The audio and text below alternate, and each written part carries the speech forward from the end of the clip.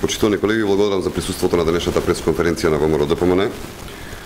Очигледно господинот Јовановски, она што ви го дале да го прочитате, не ви го подготвиле добро.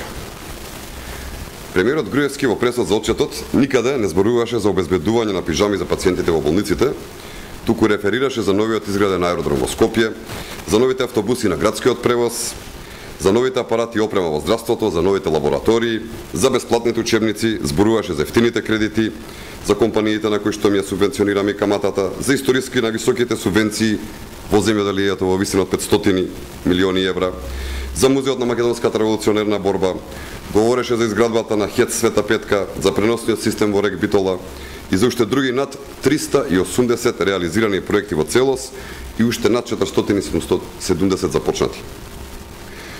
Но проблемот, господине Јовановски, што вие не само што овакви проекти не направивте во времето на Социјалдемократскиот сојуз, туку додека бевте на власт, ни пижами за пациентите не обезбедувавте. Вие од СДСМ немате ниту еден проект, ниту еднаш не дадовте отчет за ниту еден потрошен денар. Па затоа граѓаните легитимно ме прашуваат каде одеа парите во времето на Социјалдемократскиот сојуз, кога немаше проекти, немаше дела, отчет не дававте. Сега се дава отчет јавно и транспарентно, затоа што тоа е почит кон граѓаните.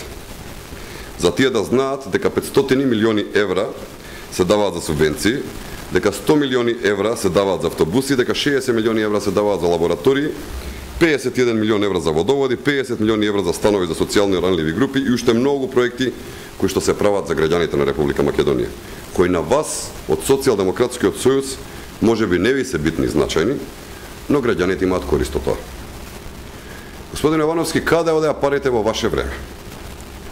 Одговорот на ова прашање, кое што упорно го премолчувате, зашто немате што да кажете, вие лично може да го добиете единствено во канцеларијата на Бранко Црвенковски и тоа без присуство на медиумите, затоа што одговорот на ова прашање е толку страмен, што дури вам лично ќе ви падне непријатно.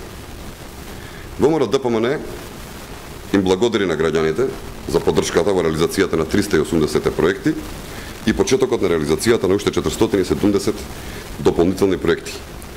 И во едниот период, заедно со граѓаните ќе продолжиме да работиме за доброто на Република Македонија.